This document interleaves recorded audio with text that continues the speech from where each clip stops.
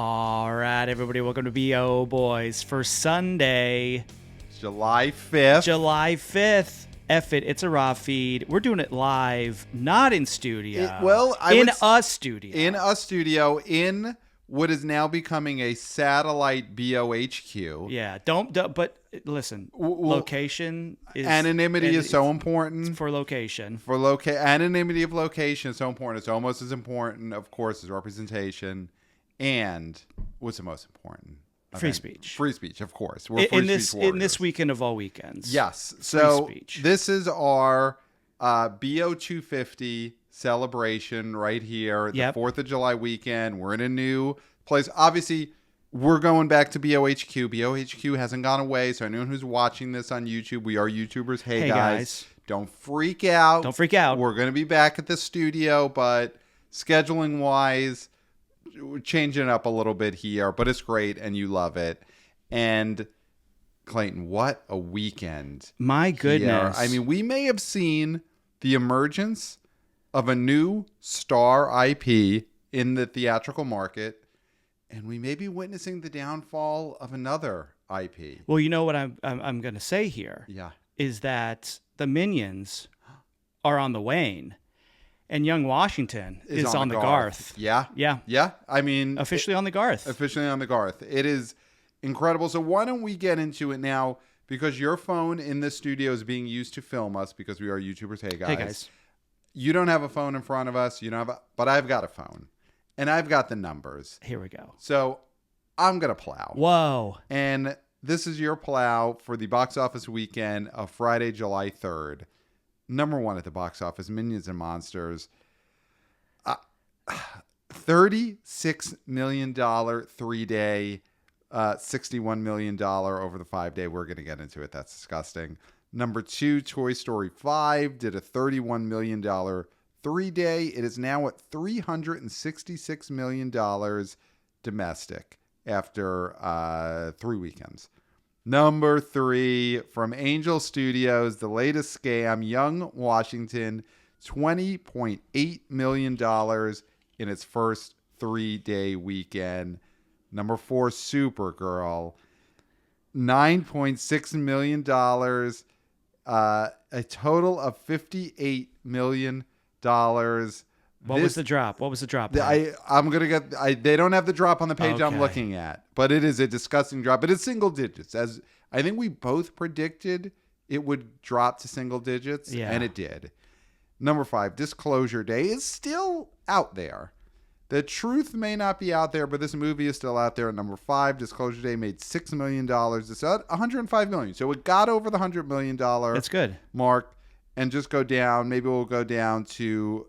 I'm gonna do a top 10 actually. Wow. Number 6, Obsession, $5.3 million. That's now up to $245 million domestic. Right behind it, Backrooms, $3 million, up to $190 million domestic. So it's got a shot again to 200. We want to see that happen. And Backrooms had a extra special new footage release, right? That was a special additional scenes thing. Yes, more rooms in the post credits. Yeah. So it helped. I mean, that's a nice little $3 million. Number 8, Jackass Best and Last, $2.7 million. It's at $14.6 million. So this truly is an Action Point situation. Well, no, Action Point opened in single digits and then dropped like a stone. This is an Action Point. This is not Action Point. No. Okay. No. But it's closer than any Jackass movie should ever get to Action Point. Yeah. But it's not. You're right. Number 9, Scary Movie, made $1.1 million. It's at $106 million. And number 10, in only 28 theaters, Seth Rogen in The Invite did $800,000. It's at $1.3 million and continuing to expand. We will be following that story wherever it leads. I was going to say the buzz on this is very good. Yep. It could be an Oscar play. It's a comedy. I mean, it's an adult comedy. Yeah. Which is interesting. I'm excited to see it. I think it's, this box office to me is interesting. Mm-hmm. Olivia Wilde's been out doing the press junkets, She's trying to win people back after, what was her movie called? Don't Worry, Darling. Don't Worry, Darling. Of course, that was the Miss Flo controversy. The Miss Flo controversy. That is when she created the monster that was Miss Flo, and Miss Flo walked that aisle. Yep. Holding that drink, not giving an F. And that movie tanked. And Olivia Wilde did eat a lot of S for that movie. She did, but the yoke of Harry Styles is off her neck. Yes. She's not, the guy's not a part of her life anymore. He's with Zoe Kravitz. They're doing their PR thing. Yeah, that's her problem. Yeah, it's her problem now. And so she can just, listen, Booksmart. People forget. Booksmart was a really good movie. Yep. That was really fun and did really well for what it was. It could have done better in a better environment, but she's got some chops, and I think this looks like it could be very interesting. And something like the drama. Listen, Penelope Cruz ain't Zendaya, right? And Seth Rogen ain't Robert Pattinson, right? But I think this could be for us, for the Gen Xers, for the millennials.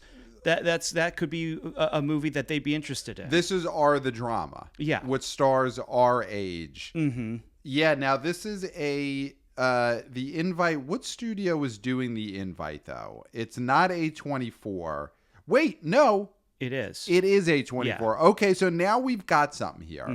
Because with A24 rolling this out, this could be middle-aged the drama. This is your mama's drama. This is what they should say. Yes. Like, this is your mama's drama. Yeah. And if you're a Zendaya fan, a Pattinson fan, you kind of want to see your mama's drama. Yeah. See what those characters are going to grow up to be in 20 years. Yeah. Yeah. I would love, it's doing the slow roll. You don't love the slow roll anymore. It's tough because people are hearing now. They're hearing the B.O. Boys. They're reading these reviews. And they are hearing, okay, this movie is really good. It's Oscar buzz. Seth Rogen is funny in this, and it's well directed. I'll run out and see it. I'll run out and see it down the street. Oh, wait, it's not in my city yet. And then 3 weeks from now, when it does get to that city, they're on to something else. They're on to The Odyssey is out, and they forgot about the review they read 2 weeks ago. It is the problem of these days. People have short attention spans, and once they read something is good and get that buzz, they should be able to go see it at the movie theater closest to them. Well, it even affects the greatest city in the world, New York City, because I was looking, is this playing at my local AMC? The greatest AMC, Lincoln. Yes. Was not playing there. Yeah. So if I can't see a movie that's getting buzz, and I'm watching all the videos of, Seth Rogen and Olivia Wilde playing Truth or Dare or whatever. Okay. Have they done Lad Bible? They have not done Lad Bible. I'm okay. waiting for that drop. It's weird with Lad Bible because sometimes these UK releases of these films is later. So we might not get that until, it's coming out in the UK, which I don't know if it's coming out in the same time period. So that's a problem. I mean, the sort of staggered release and the staggered release of the Lad Bible video to promote the opening is you got to coordinate all this. It's always a pain point with me for those UK, the UK based ones, because they do sometimes happen too early and sometimes they happen too late. So, but anyway, that's the invite. It's looking good. We'll follow this. Now, I do want to say something. I'm going to jump all the way up to Obsession. Oh, wow. Because it dropped out of the top 5. Is there anything you want to talk about before we talk about Obsession? No, let's talk about Obsession. Let's talk about it. It's on PVOD for the... Okay. So here is... I was hanging out with our horror correspondent, our main horror correspondent, Brad, for the holiday. Wow. You weren't there for some reason. I know you said, fuck off, I would never, which I think is really rude, and I apologized for you profusely. You didn't have to apologize for that. He's fine with it. Okay. But anyway, he was talking about checking those numbers for Obsession because of the PVOD drop. And a lot of times the PVOD doesn't affect a movie because... the price is really high and you might as well go to the theater and spend that money. And there's those things like that. I think the problem with this drop is that for the first week of this Obsession PVOD, they had it 25 to buy, 20 to rent. Okay. I checked it this week. Oh no, what is it? They dropped the rental to $9.99. Oh, come on. Because we were saying Obsession, they should have started at $49.99. Yes, to buy. It should be and $29.99 to rent. Yes, and it then, should be priced like a Mike Tyson fight. Absolutely, it should be a pay-per-view experience. Yes, it should be $50 minimum to get Obsession at home right now. And I am looking at this drop, which it dropped in double digits, 45% or something like that was the drop. Yeah. This movie was affected by the PVOD drop. Yes. It really was, because kids are now buying this, using their parents' credit card to buy this, and they're dissecting every scene, they're running it back, they're blowing it up, they're lightening it up so they can see what's happening in the dark. They are picking this apart like the Zapruder film. Yes, and they're watching it in groups, so like one person's PVODing it, and then 15 people are coming over and watching it for that price. And it could have run for the whole rest of the summer. You do a big, like, you do the extra footage situation that Backrooms did. You do that over the September holiday, and then you drop it in PVOD. Yes. I mean, you're right. It is the week before, the drop for Obsession from weekend to weekend was 28%. And this weekend, now that you've got the PVOD with the low price point, 45%. So this is by far the biggest drop that Obsession has ever had. It's all because of the cheap PVOD. Yeah. So that you should not have made it cheap. I'm okay with it being on PVOD a little bit, but you definitely blew it by making it $10. Yes. They could have, and I get it. Everyone wants quick cash these days. And they're going to go to DraftKings and they're going to gamble on the World Cup or whatever they're going to do, or horse racing. And that's good. Bet the house. But listen, of course, always be gambling, ABG. Yeah. But still, I get that it's hard not to gamble and you need that quick money. But Focus Features could have just tried to wait a little longer before the PVOD. I agree, because with it's some the of these one movies, time where a gambling addiction could shoot you in the foot. With some of these movies that are eating ass, like Supergirl and Minions, you could put Obsession in those theaters after a couple weekends, and you would get kids going to see it. So the Supergirl drop this weekend was 74%. Okay, so that was a little bit worse than Flash, right? 73. Yes. Worse than Morbius. Not as bad as Folia Doo-Doo, which was 81 or 79. Yeah, I mean, that really is going to be a tough one to beat, that Folia Doo-Doo drop. That is, as reviled as Supergirl is by general audiences now, or I guess it's not reviled. It's reviled. It almost would be better if it was reviled. I mean, it's like getting an F cinema score. If you get a D, it's sort of like, well, what are you even doing? Right. Go for the F. And I was saying on the previous episode, the best thing to happen to Supergirl is if it sets the record for the second weekend drop, because at least that's something. Yeah. Like this, Supergirl doesn't even feel like it's going to have the life of a Madam Web, where Madam Web was a huge box office disaster, but people were talking about it, not in a way that necessarily translated to dollars, but it was so bad. And some of the lines in that trailer and in the movie were so terrible. Well, the whole thing about the dad and the spider and the Amazon. There's nothing like that in Supergirl. There's not even my dad, my mom, and the spider, bit by the spider in the Amazon. There's nothing like that in Supergirl. There's nothing like Dakota Johnson fumbling around with a soda can for 15 minutes like there was in Madam Web. As far as we know, no one's noticed anything like that in Supergirl that you're going to talk about in 3 months. Well, there is the Jimmy Eat World cover of The Middle, which people are talking about, which I have not heard. You're right. I don't know who covered it. It's a big joke about James Gunn picked this needle drop and what a goofball and what an out of touch doofus this guy is.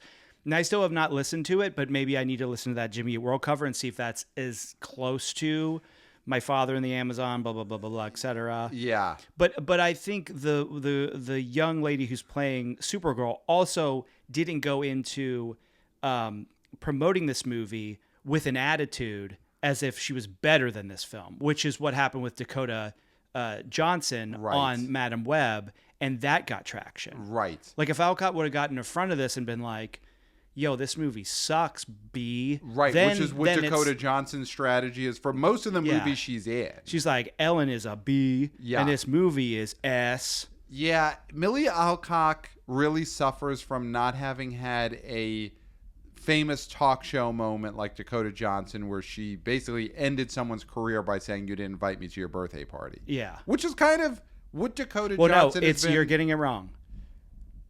Dakota Johnson did invite Ellen, okay. and Ellen was making a stink that Dakota did not. And Dakota said I did. And then they looked at the receipt. And then they looked at the weekend that Dakota Johnson's birthday was on and where Ellen was, and guess where she was? She was at a baseball game with George H.W. Bush. Whoa. Or no, George Jr., that George Jr. Yeah, W. Yeah. Okay, that's what the thing is. Millie Alcock doesn't have that career highlight that Dakota Johnson does. No. Which is her viral moment on the Ellen Show 10 Yes. years ago. So, yeah, Supergirl, okay, it does have that terrible Jimmy Eat World needle drop, but I don't think that's really going to stand the test of time and people are going to be talking about this. Supergirl really feels like a big nothing that is going to be as forgotten as movies could be forgotten. Yeah. At this point. So, and then Backrooms we talked about, Disclosure Day got over 100 million. So good for that movie. You know, it is not a bomb. It's fine. It wasn't a breakout. This is not Spielberg is back at the top of being the box office king, but it's not a disaster. And you know what? Obsession would have been number 5 if it didn't drop on PVOD. The reason why that movie is at 5 is because it's not on PVOD yet. So, and out of the top 10 for the first time since it opened, Michael is at number 12. It's at 371 million domestic. So let's go straight to the top now. Let's talk about the movie and the IP that is on the wane, not on the Garth. On the wane, at number 1, Minions and Monsters, $36 million 3-day, $61 million 5-day. Clayton, what the F? Okay, so context here, because this opened, lower than Supergirl in the 3-day? It opened lower than Supergirl in the 3-day. Now, we do have to note, which we have talked about, when a movie opens on a Wednesday, it will greatly lower the 3-day because, A lot of people are seeing it on the Wednesday that would have went to see it if it would open on a 3-day weekend. Yeah. And the Thursday grosses, which when a movie comes out in a 3-day weekend, the Thursday night preview, in quote, are part of the 3-day weekend. But when it opens on a Wednesday, the Thursday numbers do not count towards the 3-day. They only count towards the 5-day. So all that said, if this just opened on Friday, it would have opened to way more than 36 million. Yes. It would have been somewhere between 36 and 61, probably closer to 61. Yes. Like probably $50 million. Yeah. So, yes, technically Supergirl made a couple of more bucks in the 3-day, but not really. Yeah. Not really. But the thing about this too is that the 5-day is looking at 60 something. 61. Okay. And that's on Sunday. When the Monday actuals come in, it could be lower because usually things trend. The actuals kind of go in the direction of how things are trending. So this could be like 60 on Monday. Here's the thing, and I hate the Minions. Yeah. But as a box office person who has to be objective, I am gonna defend the Minions here. Okay. Quickly, because I do think this first weekend is bad. The numbers look bad. The headlines are bad. Yeah. But it is 4th of July weekend. 4th of July fell on the Saturday. Yes. So when that happens, it's not necessarily great for the movies. No, it's the worst possible time for 4th of July to fall for the movies. Because, you want to be out barbecuing. The kids want to be in the pool. You're going to see your friends, your aunts, your uncles, your grandmas, your, your created family, your whatever you go to and do on 4th of July. Yeah, you want to walk around by yourself in a great American state fair. You want to whatever you want to do. Yeah, right. Whatever you want to do. Because in America, you have the freedom to do what you want. Yes, and that's what makes this country great. Yeah, free speech. Free speech. And so this could be a situation where this movie is going to be playing. It's going to be playing during the week. Kids need something to do during the week in the summer. It could open low and then have great legs. That's a possibility. There's a possibility with that. Yeah. The problem with that theory is that the last one didn't do as well, or at least the last one that had Minions in it, the fourth. We have gone through this timeline. The last Minions movie was Despicable Me 4. Okay. In 2024. Because Minions 2 Rise of Gru was summer of 2022. Okay. I don't think that needed to be repeated anyway, because my blood pressure is now going up, and I'm trying to defend these Minions, and all of a sudden I really just want to smash the little heads with a hammer. But you could see the timeline, right? Yeah, but chronologically, how does those fall? Because some of the Minions movies are prequels, including this one. This is a prequel. Yeah, so the Minions movies are basically like Saw movies, where some of the Despicable Me movies happen at the same exact time that a Minions movie is happening, but you don't know until the very end. Yeah, they all take place. Where Gru is like, Gru opens up the door, and you see the original first shot of the Minions movie, and I think I think Gru had brain surgery in the third Despicable Me Gru is dead. movie. Gru's been dead for several been of these dead movies, since the third movie, I think. So these are all prequels now. But so anyway, you cannot argue that this IP hasn't lost its power. I think it's oversaturated. I think I said this last time. There's a generation that really love the Minions that were, doing the gentle Minion thing, and they graduated to Backrooms and Obsession, and they're going to see real movies. And I think that happened. I think there's nothing special about this movie. There's no +1 to this movie. I think the fact that it's a Hollywood tribute, it's like I said, it's Babylon with Minions. Nobody wants this, and that has proven to be the case, that nobody's rushing out to see a Hollywood satire. Yeah. And even though it's the best reviewed, of course it's going to be the best reviewed because all these critics love Hollywood stories, huh? Right. But you know what? The audience doesn't. There were critics who loved Babylon. There's a lot of critics who hated it. But there's a lot of critics who love that movie, and the reason was the power of movies, the power of movies, the power of movies. And that's what these Minions writers are trying to do. Power of movies, power of movies. Don't tell me the power of movies. Okay. I'll go see a movie if I want to see a movie. And I don't need to know, you don't need to overstate the power of movies. And you don't think a 5 to 11-year-old cares about the power of movies? No. That's not what they're... Because I have heard this movie has the lowest number of fart jokes per capita of any Minions movie. Okay. It, like you said, is the most well-reviewed. It has the most satire on the silent movie era of any Minions movie. Mm-hmm.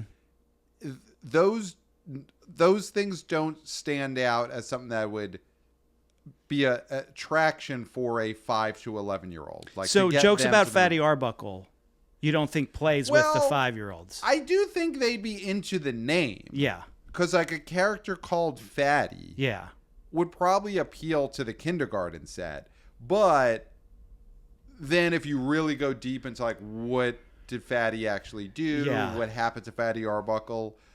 So is there an analog Minion in this movie to Fatty Arbuckle? Is that it's a 20? It's an old school Hollywood movie.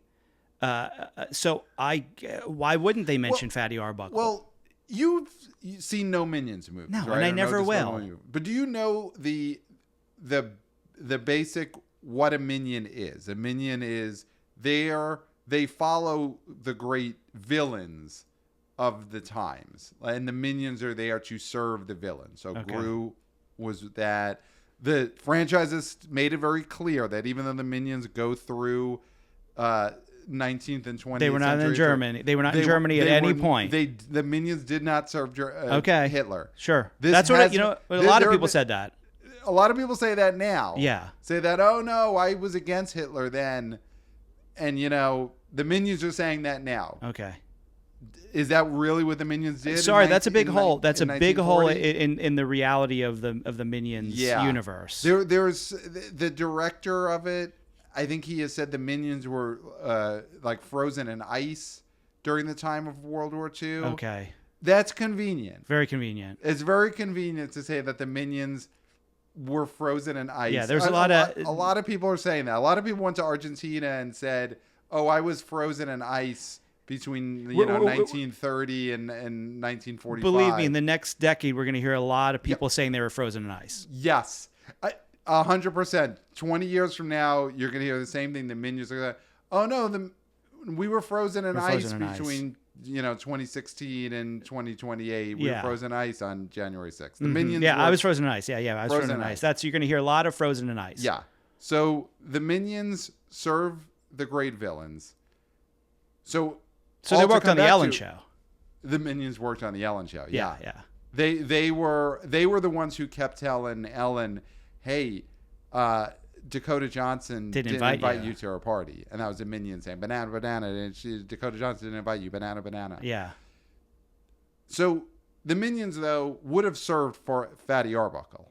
Yeah, in this movie. I mean, yes, Although I guess. That is such a gray area. It is a gray area. Okay. I can't say he did. So you're saying he was a railroader. I don't know enough about the topic of Fatty Arbuckle and that controversy to know. I mean, I'm assuming that he probably did wrong. Okay. But I wouldn't call him a great evil enough that maybe one or two Minions followed him. But you don't want to put yourself at the point where you're saying the Minions had to have served Fatty Arbuckle. I think most likely. Yeah. A few Minions were around. Okay. I would say. I think there's enough proof. I think there's enough proof that he had a few Minions. Okay. That he at least hung out with, played poker with, and they did some fixing for him. Okay. But not all the Minions, because some of them are like, he's not actually evil enough for me to follow. I want a true evil. I mean, even though I will be frozen in ice in the 30s and 40s, I will be frozen in ice. If what he did is what he did, then that is Minion worthy, I would say. Okay. Yeah. Yeah. So I don't know if this movie explores that, but here's the thing. All that we talked about does not seem appealing to a child. No. Whether or not the Minions serve Fatty Arbuckle, whether Fatty Arbuckle did what he was accused of. Yeah. That is what this movie is about, and that is why this is opening so much lower than any other movie. I mean, look at Hail Caesar. Hail Caesar was a movie about, and it I think, weren't they on a hot streak? The Coens were on a hot streak before Hail Caesar. That was coming off of, Serious Man, great movie, maybe not a big hit, but that was... Was that after True Grit? True Grit and No Country for Old Men were both... I mean, True Grit was a giant hit. Yeah. No Country was a hit. So they were kind of at their hottest. Yeah. And then Hail Caesar is kind of... This is old Hollywood and satire. Yeah. And then these Minions guys were like, "Oh, let's do this. Mm-hmm. We should do this." Mm-hmm. Box office poison. Yeah. Yeah, it is the studio, the director, Frenchman, who I did see in person at CinemaCon, saw him on stage. It was lovely, know. Showed scenes from this movie. But this is a situation where really got high on his own supply, said I could do anything. He smelled his own farts and he forgot to have the Minions be farting. Yeah. Got high on his own farts. Yeah. So his French farts that are like fancy cheese and baguettes. And then he was like, but I'm not putting those farts in the movie because this is a higher level of art than I've done in any of my Minions movies. No, the first AD is going to be sniffing these, but the audience ain't going to be. Yeah. And the kids desperately just wanted the Minions to fart. Yeah. Please just fart in this movie. Why does it have to be Charlie Chaplin satire? Well, just fart, please. You get one of those Minions doing like the tramp. Yeah. Walking around like this. Yeah. And the monster... That could also be a De Niro, I guess. Like De Niro or my tramp. Would this have done better if it was the Minions satirizing 70s Hollywood. I think if it was a Goodfellas parody, it would have done off of Bobo. Okay, so you think the Minions, if they were going to get into the business, should have been the 90s, sort of that time period of movies. Well, Goodfellas into the takes indie movement, like Minions doing Pulp Fiction. So they would still be behind the scenes. I was saying, just do Minions with Goodfellas, like have them be mob, have them follow mob bosses. Yes. So basically, no Hollywood satire aspect at all. Not at all. But if the Minions, it's poison. If the Minions were in Vegas in like the 50s and 60s with the mafia. It'd be money. They didn't even know it. It would be money and they don't even know it. Yeah. It is crazy that the Minions went to 20s Hollywood satire before they ever did just put the Minions with gangsters. Well, One of the great episodes ever of The Simpsons. Yes. Was when Bart joined the mob. Yeah. And they rip it off. Have the Minions join the mob. Just whack some guys. Do the stuff that they did with the Muppets with the Minions. Remember, the Muppets would just be like, "Oh, Christmas Carol. Do a Treasure Island. Right. Do this." Right. Just do that. Just put the Minions in those stories. Yeah. I mean, though, to be fair, the Muppets have never sniffed the BO of the Minions. And you could... So they could show up these Muppets. They could show up these rags. Oh, okay. So just basically do the Muppets' old adventures, but make money off them. Yeah. Yeah. I mean, that would have been... It would have been a good FU to Kermit and the gang, who kind of, if you look at their box office history, it's pretty scattershot. Yeah. But, yeah, the Minions passed up so many slam doink opportunities to just... Put the Minions with a famous villain from history. Obviously, not in the late 30s and 40s. They're frozen. They're frozen in Argentina. Yeah. But other more fun villain types. The Mafia is the easy one. The Minions should have been digging holes in the desert in Vegas. Yeah. They should have been cutting the garlic with a razor. Yes. In prison. They should have been cooking a big Italian feast in prison. Yeah. And they're slicing the banana with a razor blade. Yeah, I guess. I don't know anything. I guess bananas, garlic in that universe. They say banana. So here's a question. Yeah. Before we get to the big story of the weekend, which is Young Washington, we have to get to. Who's on the Garth? It's on the Garth. Now, you said in the last episode that you had relatives. Yes. Young relatives. Yes. Who are going to see this film. Did that come to pass? I haven't talked to the nieces since they saw it. I think on Thursday they went to see it. Okay. But I did texted my sister, asked her how the movie was. She said they liked it. Okay. She said they liked it about as much as the other ones. And then my sister did say, she said, I hated it. Okay. And I hate the Minions. Yeah, thank you. She does hate the Minions. That's why me and her get along. Yeah, she hates the Minions. They seem to like it fine, but the test will be when I see them sometime in the next week or so, because up until now, the plan had been, we're definitely going to want to see it again. Yes. They're going to want to see it again.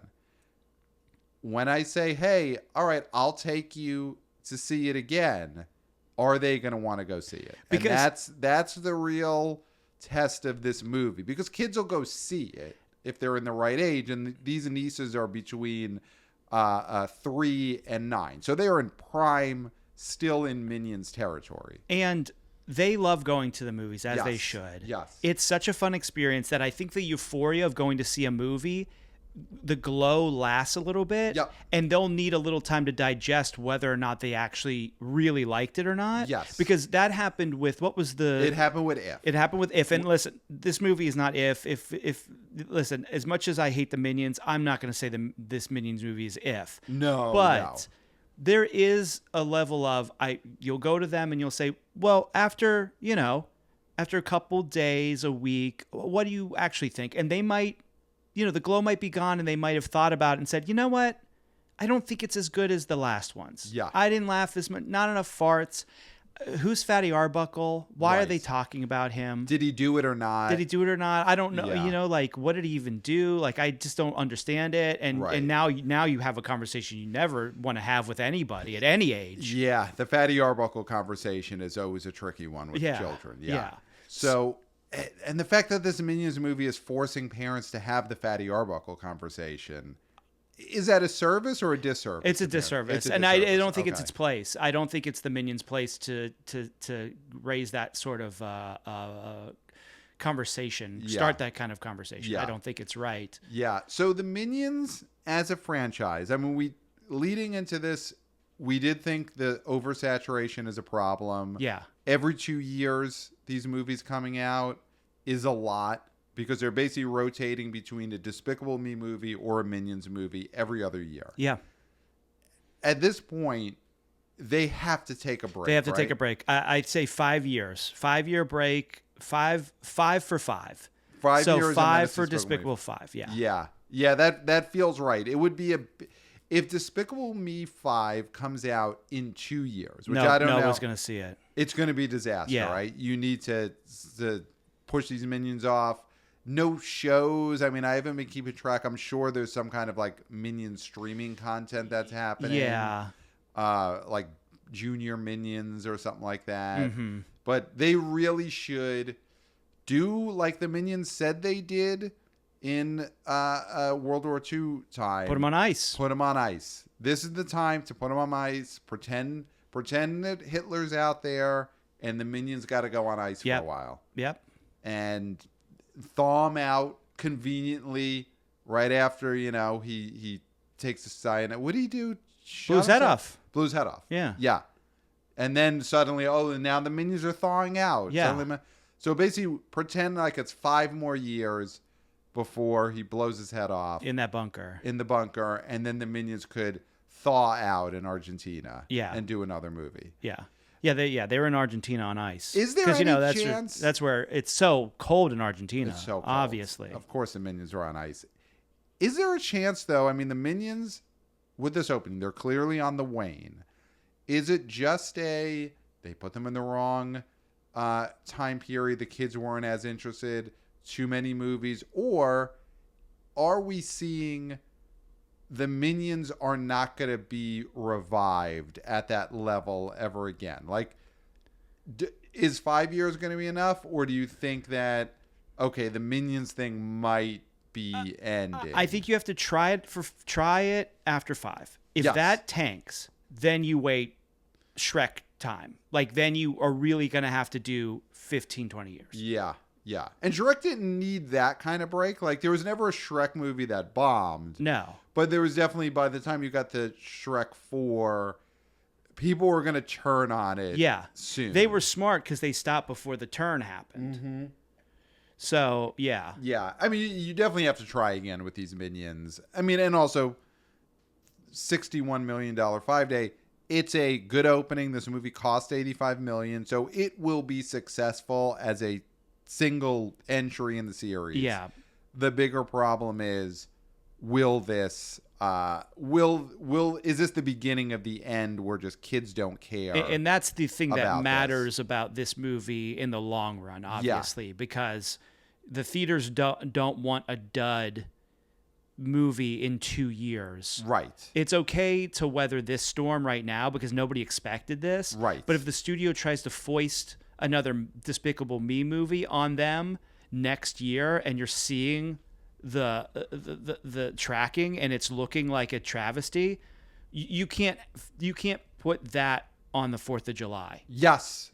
Well, the Minions have owned June and July for a long time. Their last couple have been 4th of July weekend. Big Willie used to have 4th of July weekend. Yeah. That was his weekend. Will Smith was the king of 4th of July weekend. Then the Minions have kind of taken over. No, is there any Minions on his staff? Oh, I mean, listen, if you ask Judd Apatow, could have killed him. Will Smith could have killed Chris Rock with that slap. So Judd Apatow would say Will Smith is a villain of a high enough stature to have earned Minions. Were the Minions under the table at the Oscars saying banana, banana, bitch slap? Oh, is there that angle? Keep out of mouth, banana, banana, banana. That is very possible that we just didn't get the right angle to see that the Minions were the ones who told, because everyone blames Jada. Yeah. That she basically whispered to Will, you better go up there and slap him. She might have been, there's a Minion standing on my foot. Yes. And the Minion was... Minion off my foot. Banana, go slap him. Yeah. Yeah. That is very possible. I do want to read. I did get a boots on the ground also from not just my sister, but from the OG Wannabe O Girl. This is big. She took her daughter, who we will not name because anonymity is so important, to see this movie, and she said that the movie stunk, but name redacted. Had a great time. Good. And then she sent me a nice photo booth strip that there was a Minions photo booth at the theater she went to with her and her daughter. Took a photo. We'll not be dropping that in here in the video. No. It will not be edited. It better not be. Right here. Well, it won't be because I wasn't going to put it in. Okay, so better not be though. Well, it never was going to be. Well, in better not be. That's all I'm saying. She said, and then her review, it wasn't a movie. It's just a series of minions doing dumb shit and talking gibberish. But that's the Minions. That is the Minions. And she said, but also there were 3 people in front of us watching TikTok on their phones at full brightness the entire movie, and 2 teenage boys directly in front of us vaping, and a kid behind us laying over, bouncing on the empty seat next to me. That may have influenced our experience, but I stand by that this movie stunk. Yeah. And then she said, name redacted, laugh though. There we go. So, I mean, and listen, we could be saying this thing's over, they're over, and then it could have a 13% drop next weekend because the kids are now completely out of school. It's hot. There's a place for them to go that isn't the pool now because they went to the pool for the 4th of July and they made a mess in the pool, and now they're not allowed to go back to the pool for a couple weeks. Pool's closed. Pool's closed now because of a had to be emptied out. Yep. Drained and cleaned. Yeah. So Yeah. the pool's not there. And and it ain't coming back. No. And so After what happened. And it wasn't a payday. It was a not, payload. They were hoping it was just a payday. But it wasn't. But it wasn't. They did the payday test, and boy, they had to go to the hospital. Yeah. So no pool. So kids might want to go see the Minions this week. It's possible. So let's not say they're completely dead. No. Next weekend will tell the tale. But also a thing that we haven't talked about is that this Toy Story 5 is doing really well. And so there might just be, this is the better choice. Yeah. Right? This might be the better choice for the rats, and then maybe the rats will eventually get to the Minions, but maybe they're seeing they want to see Woody's bald spot again. Yeah. Maybe they want to see Lily Pad. Yeah. Oh, Lily Pad is, I think by the time the summer ends, Lily Pad will be one of the big winners of the summer. It'll be anxiety all over again. Yeah. I mean, we didn't know if that was possible, but Lily Pad is the new anxiety. Mm-hmm. And it is Greta Lee's best follow-up to Past Lives. Of all the parts she's gotten since that movie broke out, Lily Pad is the best part she's gotten. It made up for Tron for sure. So, yeah, I mean, Toy Story 5 is at $366 million. I mean, it's a giant Toy Story movie. Yeah, that franchise is nowhere near on the wane. So that can't be understated. That is on the Garth for sure. So that could have been, it's a one-on-one battle between a marquee sort of franchise, and Minions was marquee and is in a level, but in comparison, a Minions movie is never going to stand up to a Toy Story movie. It just won't. It's just a level below. It's like Toy Story is McDonald's and Minions. Toy Story is McDonald's. No, but I know what you're going to say next, and that hurts to hear say it, but Minions is Burger King. Oh, yeah. Minions is Burger King. I mean, Minions though has to be in Happy Meals right now. There's no way. Is it in a Whopper pack? What do they call the Happy Meals? Whopper pack. Yeah, you nailed it. It's not when a Toy Story movie's out. Wow, you're right. And we'll talk about it in a few days on our weekend preview episode. There's a Moana movie coming out on Friday. Oh my gosh, this is gonna be terrible. I've gotten boots on the ground feedback for that one from my sister. Okay. On the 3 nieces. So the 3-year-old is all she can think about is I want to see Moana. Mm-hmm. And the thing with her is she loves Moana. She just has started going to movie theaters in the last few months, Super Mario and then Toy Story. So for her, this will be the first time she will see Moana in some form on the big screen. Because she wasn't even old enough to see Moana 2, which opened a year or so ago, maybe 2 years ago, right? She couldn't go see that in theaters. The other 2 nieces the 6-year-old and the 9-year-old, Annoying. they don't really have much interest in this Moana movie. In fact, the 6-year-old, coming out on Friday, we'll talk about in the weekend preview. There's 2 movies coming out next Friday. It's Moana live action and it's Evil Dead Burn. And I've been told she wants to see Evil Dead Burn. Mm-hmm. Saw the poster when we saw Toy Story 5.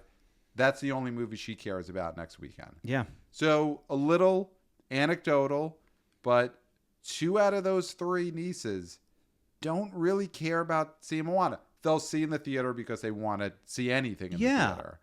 But that could be in trouble. But it's another kids movie that Minions is going to have to navigate. That's true. Yeah, this might be bad for Minions. Yeah. So let's talk about the IP that opened this weekend that is clearly on the Garth. Young Washington. Young Washington, congratulations on this weekend of all weekends. Angel Studios, great placement for this movie, because we even said last weekend, this is the weekend. It's going to do whatever it's going to do this weekend, and that is perfect. If it can't succeed here, then it wouldn't have succeeded. Yeah. And it did. I mean, we're looking at what, $20 million? Over $20 million for the 3-day, 20.8. Do we have a 5-day for this? Well, it opened on like Thursday night. That's so right. It's made You're right. just what it made in these 3 days. So yeah, I predicted this. I did call a $20 million 3-day. Yeah. Now, was it okay? Can you check the days? Because the remember, days I don't think are going to have Saturday. Okay, because we're here on a Sunday. We'll report that on the Wednesday episode whether it won the 4th, because that's what they wanted to do. They wanted to win the 4th. Now, here's what's great about this movie, that this usually doesn't work for these sort of movies, and we usually poo-poo this idea. I do have, hold on, just breaking in. We do have the day for Saturday, July 4th, and it was Minions and Monsters won the day. Okay. Minions and Monsters made $9.4 million on Saturday. Young Washington made $7.6. So in the day, Young Washington did beat out Toy Story 5. So that's you. So that's big. With my knowledge of George Washington, which is very limited. Mm-hmm. And as an American, you don't need to know your history. That's one of the great things about being an American. All the other countries, they can tell you this thing. Look at this big building. This was from the 14th century, whatever. Yeah. We don't have to know that stuff. No. We tear all that stuff down and build something new. So we don't have to remember that stuff because we can't experience it. Yeah, so, you should be able to list the last 10 NBA championship teams, the last 10, 15 sites for the Super Bowl. But, who was the last Bachelor and the last Bachelorette, and the Golden Bachelor is maybe. Yeah. It's not mandatory. That's AP U.S. history. Yeah, but so for this, my limited knowledge of George Washington is all I need to know. Mm-hmm. And in this movie, he's still fighting for the other team. He's still fighting for England. Mm-hmm. And here's the thing. We usually hate this. In Mortal Kombat 1, they didn't even fight in the tournament. And we're like, you have one shot at a Mortal Kombat reboot, and you're not going to have them fight in the tournament? And you know what? Mortal Kombat 2 sort of ate shit. And I think it's they had their chance to do the first movie and have the tournament. Okay. So what I'm saying here is that we normally poo-poo movies for not just starting with the real meat of George Washington, Chop Tree, George Washington, Wood Teeth, George Washington, Delaware. Beating up the King of England. Cutting all that stuff. Yeah.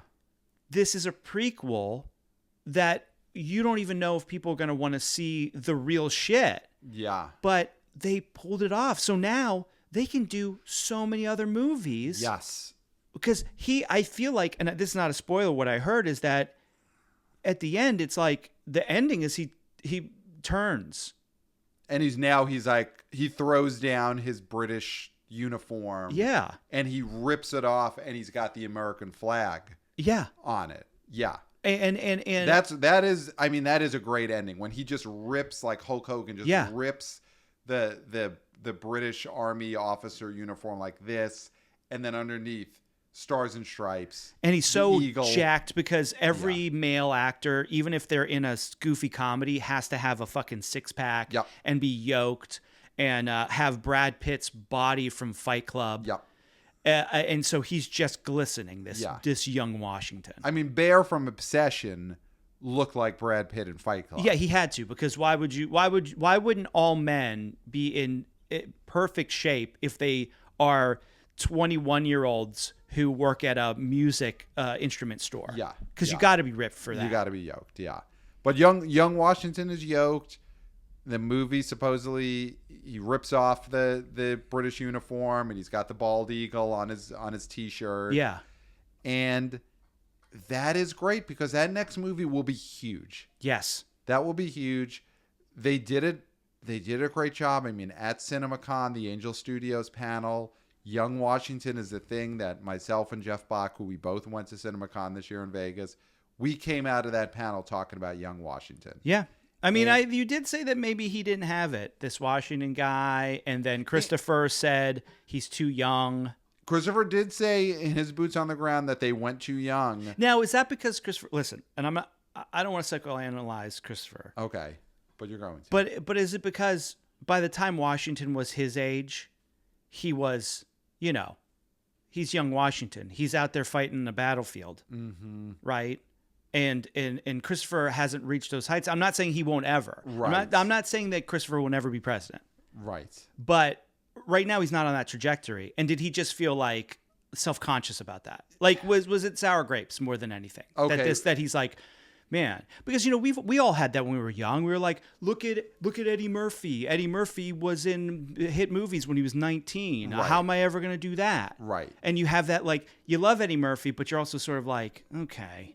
It's a lot. But with Christopher, I think where he does stack up with young Washington is the body count. The body count. It's probably higher than Washington. Right, because young Washington, he's stacking bodies in these battles, fighting the French. Eventually, he's fighting the British, stacking bodies on the battlefield. But Christopher had that year plus when he was looking for a job in media and he had to go to med school where he was just killing people. One after another. So I don't think he's jealous of young Washington because I think he looks at him and he's like, I've killed as many as but young Washington. He's not getting the glory that Washington was getting. Not so yet, that's but we are talking about him on the BO Boys. True. It's true. Which we, until now, George Washington has barely been spoken of on the BO Boys. Yeah. So I think that, listen, there was some reasons to doubt this. Yeah. That the wooden teeth were not, on the poster. And him killing the King of England was not guaranteed. Mm-hmm. But now that next movie, Young Washington 2, where he is going to sword fight the King of England, has happened in history, we think. Who knows? Who knows? We don't need to know. But that is going to be such a draw. And I don't know if this movie is going to fall off the face of the earth just because it's not 4th of July weekend. I think there's also just room for, this is an action movie. It's sort of the Sound of Freedom thing from 3-4 years ago where the marketplace needs just something for guys to see someone killing people. And there's not a lot of action. There's a good variety of blockbusters out now, but it's a lot of kids movies. Yeah. It's horror movies that, are now in their 6th, 7th weekend. A superhero movie. A superhero movie that bombed. Yeah, nobody wants. So Young Washington does kind of fill that space of a summer action movie. A thing we used to get a lot of back in the day. Just a Nick Cage, Face Off, Con Air. You don't get those movies as much anymore. Yeah. Young Washington could weirdly fill that spot for a couple of weeks. Yeah. Until the Odyssey. I think true. Young Washington has like 2 weeks. Well, actually, only next weekend before the Odyssey comes. So the Odyssey will hurt Young Washington. But I think next weekend it could do really well. But this is a success already for Angel Studios. Yes. And are you able to read a personal text that we got from somebody about Angel Studios? Oh, what was this personal text? It was about how good they are to work with. Now, we can keep this source anonymous. Wait, I might forget who this is. Is this This is well, let's keep it anonymous, but it is in a group chat. Okay, I think I know. Here we go. Yeah. I've got it in front of me. But keep the anonymity because this source might not want this to be known that they're the source. Okay, so here we go. This is about Angel Studios. Inside Scoop. Yeah. Which you should, and this is not affiliated with the Inside Scoop, which is well, that's the outside Scoop is Scott Mendelson. Oh, that's right. But I just want to get a plug in for Outside Scoop, which is Scott Mendelson Substack, and you do owe him a living. And listen, pay for it. Pay for it. Pay for it. No, this message we got starts Inside Scoop.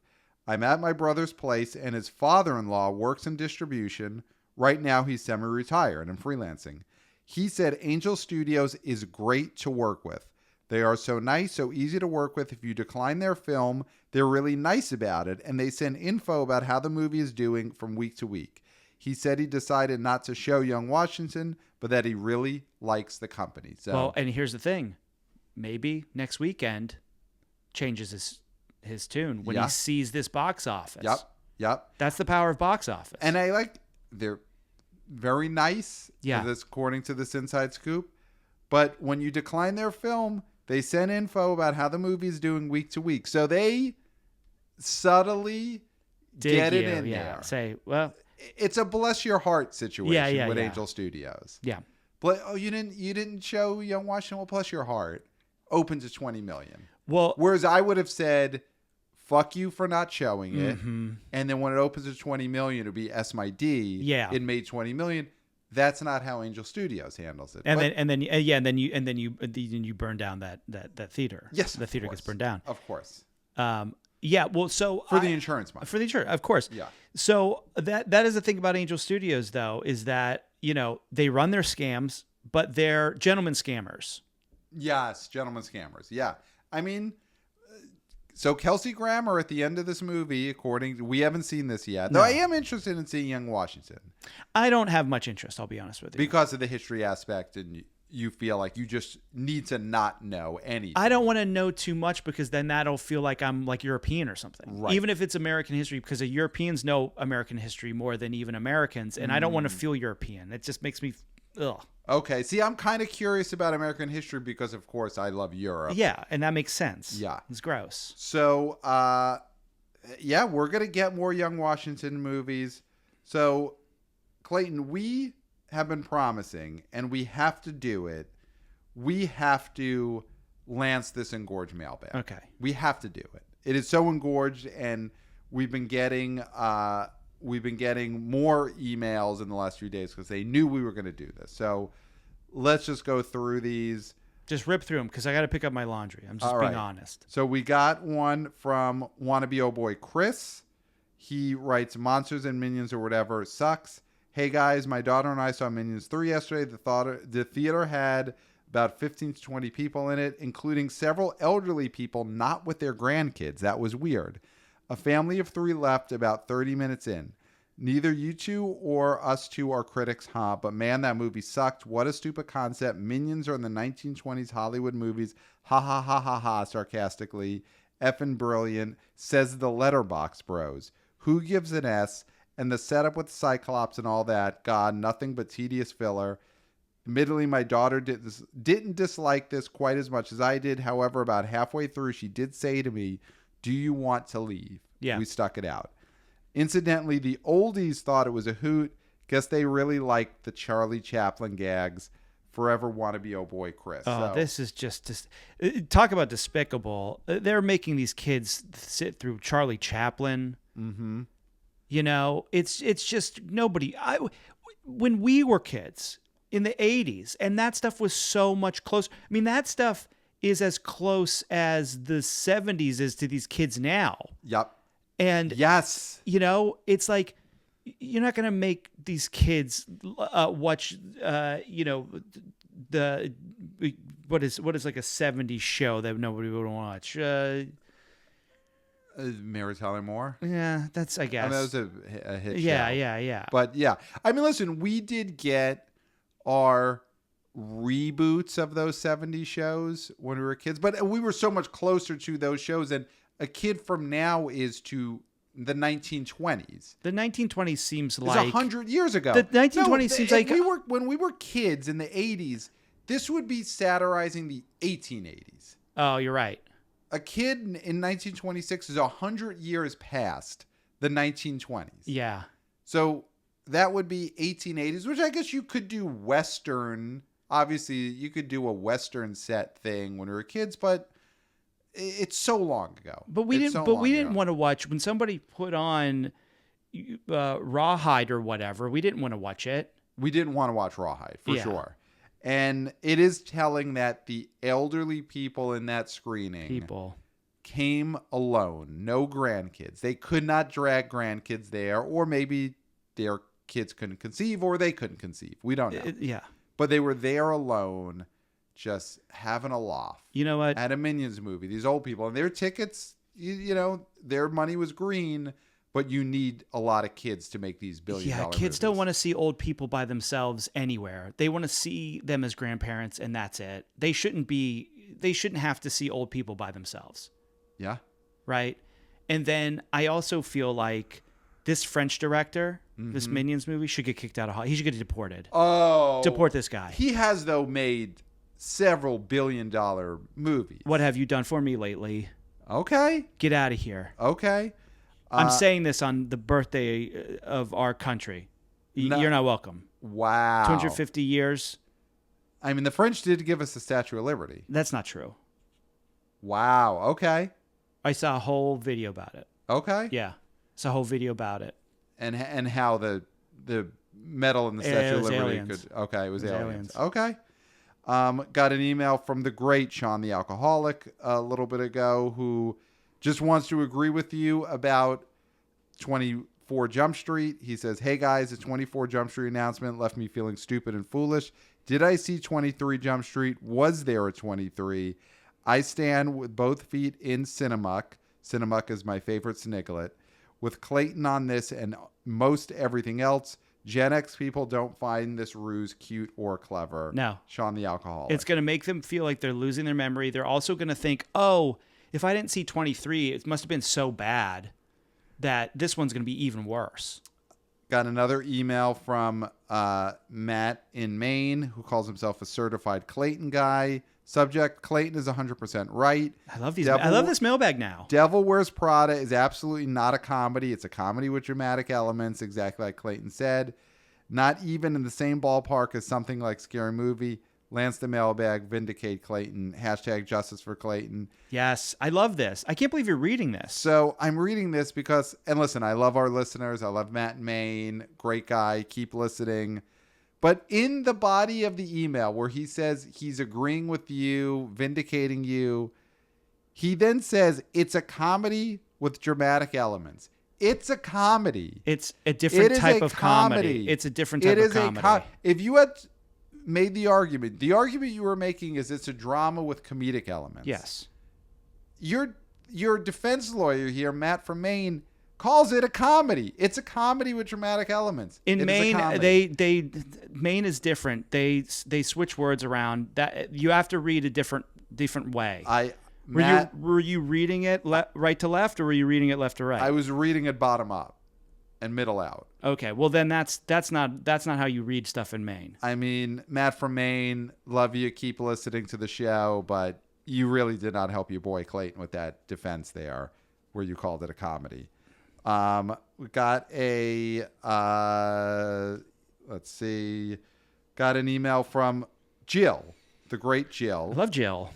She writes, Spider-Man brand partnership with Little Caesars. How did New York allow this? That is the subject, and that is the text of the email. So Spider-Man has a brand partnership with Little Caesars. Spider-Man, of course, is a New Yorker. Mm-hmm. He's born and raised in Queens. And apparently this Spider-Man movie... It's Forest Hills, right? Is he Forest Hills? Yeah, he's Forest Hills. And there's a brand partnership with Little Caesars. Forget the New York aspect, that Little Caesars pizza being eaten in New York is disgusting. Yes. But this feels really low rent for just a Spider-Man movie, but I guess it's Sony. It's not Disney. But here's the thing. Fantastic Four first steps, or first stumbles, as we should call it, because there ain't going to be no second steps. Nope. All right. It's like do they get killed? They get killed in Doomsday for sure. Yeah. Deadpool kills them as a joke. Deadpool kills them as a laugh, having a laugh, taking a piss. Does he kill all the Eternals? He kills all the Eternals. Yeah. And he's got it. Deadpool has to crack at Kumail. It's like, still eating that chicken and broccoli, buddy? Yep. And then shoots him in the head. Yeah. So, Fantastic Four first stumbles, they had that monstrosity of a pizza through Little Caesars. Okay. Do you remember this? Where it was four different kinds of disgusting pizza in the same pie. Because it was one for Invisible Woman, one for Human Torch, one for the Thing, and one for, of course, the baby, Mr. Fantastic. Yeah. And so this is not unusual for a Marvel-related movie to have a Little Caesars tie-in, but the problem here is Spider-Man is your marquee. Spider-Man, like I said, Spider-Man is McDonald's. Yeah, like the same thing. And the different movies can be different. It's not just one to one. They can't all be McDonald's. Yeah, but what I'm saying is that movies come out at different times, so successive movies can be McDonald's. Yeah. You know what I mean? Oh yeah, of course. Throughout the summer, throughout the year, all that stuff. Right. But if you're making Spider-Man Little Caesars, then that makes me worry for the quality of this movie. I mean, Spider-Man should be Le Cirque. Like, Spider-Man should be not even a fast food restaurant. Spider-Man should be like Spago. Has a tie-in Spider-Man deal. Like some kind of like dish at Spago, and you get a toy for your kid. Famously, that you see, once every 6 months because you're busy. Yeah, there's a salmon. There's like a smoked salmon pizza at Spago, which I've had. I won't say why or how, but I've been to Spago. Wow. And that should be the one. Yes. That should be that famous pizza from Spago should be the Spider-Man pizza. Yes. It should be Wolfgang Puck is cooking the Spider-Man promotional tie-in, not a teenager. Yeah. So we got an email from wannabe oh boy Jason, subject Angel Studios Runner trailer. Hey guys, have you seen the new Angel Studios trailer Runner? While I think it's interesting that 2026 has become the year of Angel Studios throwing everything in the wall and seeing what sticks, I'm trying to figure out the scam. Every ticket sold saves a child's liver. Every ticket sold stops an organ black marketer. Got to admit, I'm not seeing the angle yet, but if anyone can find the scam, it's Angel Studios. Don't forget to take a knee and drink water. Wannabe oh boy Jason. Have you seen the trailer for Runner? I actually haven't seen the trailer online, but I did see this trailer. I'll announce it here. I was at, I must have told you off mic because I've never said on mic, but I did go to CinemaCon, saw the trailer for this Runner. I forget who's in it, but it is a fun-looking action movie about someone, a medic, who has to transport a liver for a liver surgery for a little girl. But there are all these different hitmen and criminals who are trying to swarm and get that liver. Sounds like an 87 North movie. Yes, but I guess they're trying different stuff, which I love about Angels. The Angel Studios. They are trying to be a major studio that has a diverse slate. Yes, I'm looking. Oh, it's okay. That's right. It's Alan Ritchson, who is the Jack Reacher on Amazon, and Owen Wilson is his partner, former soldier pursued by a cartel. Yes, they're trying to make a delivery of a liver for a little girl's liver surgery, and then all these criminals want the liver.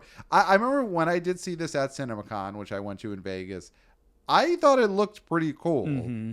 It's, I think, a September release. Okay. It's a type of movie we just don't get enough of anymore, which is just an action movie.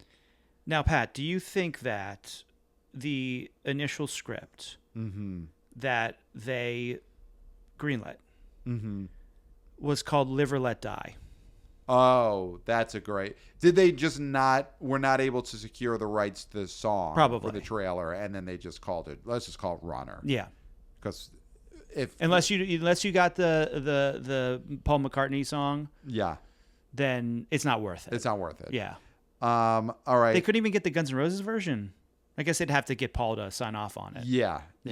And then once he said no, they were like, well, fuck him. Fuck well, him, actually, yeah. though, Angel Studios, I would No, say that. they'd say, Paul, let's. I understand that. We respect your, all that you've done. We respect your body of work. We respect your decision. But take a look at this. Look at this. Second weekend of Runner. Yeah, they're going to send Paul McCartney the Runner BO because he didn't allow them to use the song. Got a email from wannabe boy Julian. Hey guys, boots on the ground, boots on the groups from Southeast England, where the main talking point is, will Supergirl still be in cinemas when yet another prime minister takes over? They're running through prime ministers real fast. Really? Over in the UK. And will Obsession still be in cinemas when that prime minister resigns? So there you go. We're getting the inside info on what's happening over in the UK. They're running through prime ministers. Is a prime minister like a president? It is like a president. Okay. Yes. Anyway, went to the 3 p.m. screening of The Invite. I had avoided reviews of this one, other than my friend who messaged me to say he had walked out of the movie. It was pretty busy, at least a quarter full, and it was Minions opening weekend. I nearly walked out after 10 minutes. It seemed slow and indulgent. I did not like the performances or the characters. However, I stuck with it, and in the end thought it was excellent. Fantastic performance all around, superb direction from Olivia Wilde. So many laugh out louds from the audience, more than any film in years. Nearly all couples, I could see it being an awkward watch for some. Does Seth Rogen smoke a doobie? Is there a nod to the film that saved cinema in COVID, American Pickle? Go see it and find out. This film deserves to do Boffo Bobo. I really hope it finds an audience outside the AMC Lincoln jet set. Much like an episode of B.O. Boys, you'll laugh, you'll cry, and you'll reappraise your life choices. Take care, guys. So rave review. Well, the first 10 minutes, but what is a movie that has a terrible first 10 minutes, but then turns out to be a great movie, and a movie that was nominated for Oscars? Yes. Oh, I'm forgetting the name, but I know the pregnancy movie. I can't believe I can't think of the name, but you know what it is. It starts with Rainn Wilson. Yes. And are you also not able to think of the name I of thought this you would movie? immediately think of it, and that's why now I'm stuck, because I couldn't remember what it was called, and I thought I would prompt you, and then you would say it. Yeah, we both can't think of Juno. the movie. Juno, starring Jason Bateman Has and a Elliot Page, of course. Despicable first 10 minutes where if you say to yourself, if this is what this is going to be, I don't want any of it. Mm-hmm. And then as soon as Juno is talking to her friend, you're like, I'm so in on this movie. Right. And you never are off it again. So if that's what The Invite is, then it's going to be a hump for people to get over, because people already have the pitchforks out for Olivia Wilde. But give it 10. Give it 10. Yeah. Yeah. I am excited to see this. Me too. And I love hearing that it's laugh out loud moments. Yeah. And I wish A24 was rolling out wide, but hopefully they know what they're doing. I guess this coming weekend, we'll talk about in the weekend preview, would have to be the weekend where The Invite makes its bones. The Friday, July 10th weekend is going to have to be where they roll this out wide and hopefully make some money with this thing. Because of Odyssey. Yeah.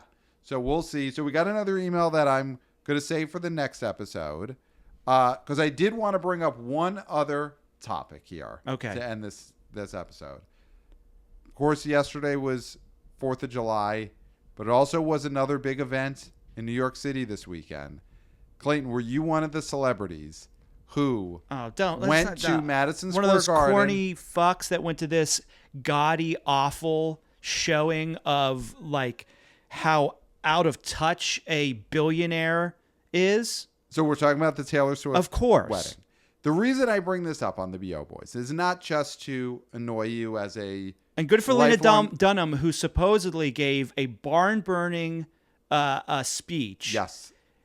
Tearing the house down, going into the temple and turning over tables like Jesus Christ himself. Yeah. Thank you, Lena, our queen. Yeah. So, I mean, that's the thing about this wedding, is that it was chock full of celebrities. Everyone was there. Everyone was performing. Musical performance. Paul McCartney performed. Listen, But- Paul McCartney, I just moved into a new apartment. Paul McCartney played the opening of my new apartment. The first day I moved in, Paul McCartney was in here saying, maybe I'm amazed. And I'm like, I'm amazed too that I got this place. But did he sing I Want to Hold Your Hand like he did at Taylor Swift's wedding, which he has not performed on stage anywhere in, I think, 40 years. And he performed this at the Taylor Swift wedding. Okay. Paul Rudd was there. Adam Sandler officiated this wedding. The Sandman officiated this wedding. And I bring this up because... Well, was Nick Swartzen in rehab and he couldn't do it? Is that what happened? And Nick Swartzen, he offered some punch up to Sandler's speech. And Sandler didn't use any of the jokes, but he threw him $10,000. Yeah, of course. Which Swartzen then, went straight up as whatever. Yeah. But at least he got paid from the Taylor Swift wedding. Yeah. So Sandman officiated. You have just so many celebrities here. Lena Dunham giving this speech that everyone's buzzing about, but they haven't been able to see yet. This thing is going to be in movie theaters. I mean, has to be, right? That this Taylor Swift, the wedding, the movie. We talked about this before. I mean, but now having seen that it was in the Garden stage, she performed, Paul McCartney performed. It's literally the Chicks performed. This will be in movies, hopefully this fall. It's psychotic. The whole thing's psychotic. But the whole thing is, and I don't know history, but it is like the fall of Rome. Like she's Caesar. Okay. And she's just fiddling while the world is burning. Okay. And she's saying, let them eat cake. Which that's also Caesar, right? Yeah. Yeah. Yeah. So. Well, pizza, because Little Caesars he was a pizza guy.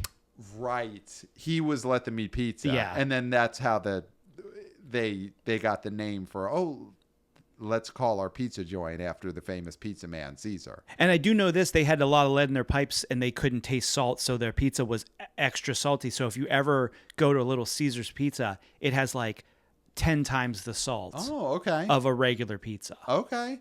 I've never been. I'm a New Yorker and I don't eat that Of course. So this is going to be, hopefully, in movie theaters. I mean, the worst case scenario is it's a Fathom. It's just, a Fathom, the worst case scenario is it's just a D+ Streamo series, which I think we will get some kind of D+ Streamo series, but we need this to be in movie theaters first. And I think easily, if they could keep that to this is the first time you're going to see her in the dress, and you're going to see footage behind the scenes, and you're going to see the Lena Dunham speech. You're going to see Jason Kelce, or not, what is it, Travis Kelce, she married, punching a wall. Yeah, she married Travis. Jason was there. Yeah. And they do a couple of minutes of their beloved... their podcast. Podcast at the wedding. That opens to $50 million easy. Easy. I guess. Right? The Life of the Showgirl Fathom event opened to 30 something. Yeah. Eras Tour the movie opened to 90. I mean, could the wedding do 100 million? You mean all in? Or opening? Opening weekend. It's her wedding. It's Taylor's wedding in the Garden. Sandman officiating. I mean, listen, you got to add the wedding night. Okay. You think the wedding night has to be listen, it can release. be done. It can be done tastefully. Okay. I'm not saying, because it's got to get a PG-13 rating. But I think you do have to show them consummate, like you would like Sleeping Beauty or whatever. You know what I mean? Like if these little girls think that Taylor Swift, who is a rotted out billionaire, is a princess, then the prince has to kiss the princess at the end of the night and carry her into the room. And like, I'm not saying don't shoot that and then charge like high prices for that. Like do a one night in Paris, situation for that. I'm not saying do that. I'm saying videotape it in case, but I don't think you necessarily have to do anything with that footage. But I do think you need to end up at the bed where they will consummate. Okay. So you want to see the bed in the theatrical release of I Taylor think Swift, so, The but I Wedding, think the you can be movie. tasteful about it, and then you just go balls to the wall for like the adult release. Okay. So maybe the movie then ends with like Jason Kelsey like grabs the camera and shoves it out of the room. Yeah. Like no, this is not. Yeah. But then there's plenty of other cameras in there. Right. Yeah. Right. So and then Danica Patrick is like walks in frame and she's like, if you want to see the rest of it, go to GoDaddy.com. GoDaddy. Yeah. So will this end up being Adam Sandler's biggest opening weekend at the box office in probably a decade? Yeah.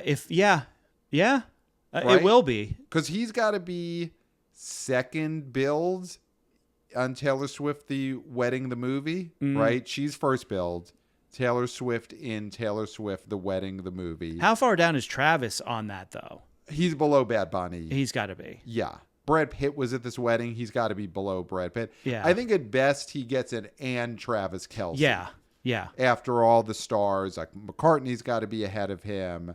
And then it's an and Travis Kelce. McCartney doesn't mean anything at the theaters, really. Like, give my regards to Broad Street or whatever that movie was a bomb. But he's performing I Want to Hold Your Hand for the first time in 40 years. Okay. So I think this is going to be huge. I think Get It Out this fall. She couldn't get the Monkeys. She couldn't get Mickey Dolenz to play. Or is this a next February Valentine's release? Is that where... Yeah, because I don't think the fall is... She's not going to... Like, the fall isn't going to be how it was, where there was no movies when she released the Eras Tour. When she saved Yeah, theaters, well, that's not true. But, I think Valentine's Day is big. But also, you don't want to wait that long. Yeah, you don't... Yeah, it's hot now. I mean, God... So maybe you do drop it in the fall. Maybe... Yeah, September feels like that's always a little bit of a down period before the horror movies come out. Yeah. So this could be a September release. I am very excited for this to come out in theaters. Of course you are. You're a sycophant. Well, I want to see this add some more money to the box office, which is all I care about. And I want to see the Lena Dunham speech. I want to see Paul McCartney sing. Alana Haim, an emerging star, will be there. Yes. With her two sisters. Alana Haim in this movie... I think she maybe gets third or fourth billing. Yes, at this point. After the drama, after One Battle, after Licorice Pizza. Does she give... Does you have Alana Haim give a wedding speech the way she this did movie? in the drama? Yeah. You have to. It has to be a parody of the drama speech.